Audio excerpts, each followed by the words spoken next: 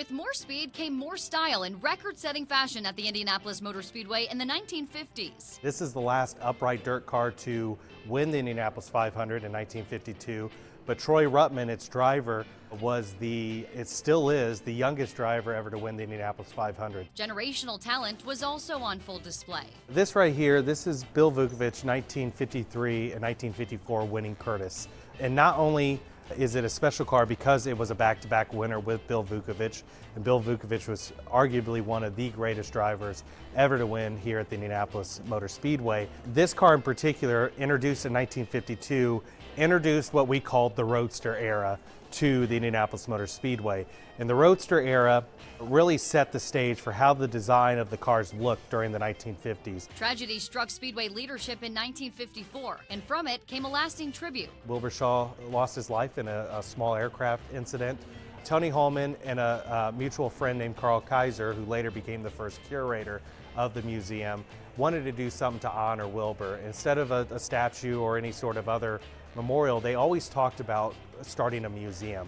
So a few years later, in 1956, the museum opened as part of the administration office, with room to grow as more history was made. This is the 1957-1958 winning car of the Indianapolis Motor Speedway, the Blonde Special. And this was a pretty radical car when it showed up in 1957.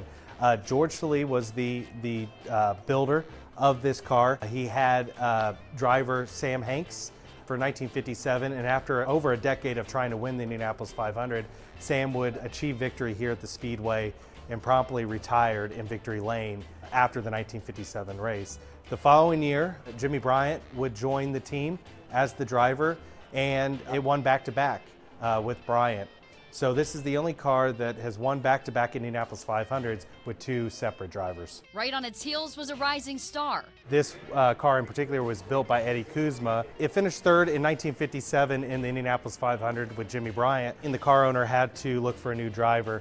So he took a chance on an up-and-coming Texas driver of A.J. Foyt in 1958, who qualified this car in the race. This car started what became 35 consecutive Indianapolis 500s and 4 Indianapolis 500 victories for the legendary A.J. Foyt. Indy 500 legends weren't just found on the track. Those who painted the picture of the race brought people worldwide back home again. In the 1950s, you had the establishment of the IMS radio network, which still today in 2026 broadcasts through various different type of radio opportunities. That came about through a gentleman named Sid Collins. Sid is probably one of the most important figures who have never turned a wrench or participated in driving a race car, but grew the Indianapolis 500 to that worldwide phenomenon that we know today. IMS Radio Network began broadcasting the race live in 1953. The broadcast was picked up by the Armed Forces Radio Network, and that truly broadcast the Indianapolis 500 to a worldwide audience at that point, bringing the Indy 500 into homes in every state, along with parts of Europe and the Far East within 2 years. In Indianapolis, I'm Chelsea Helms.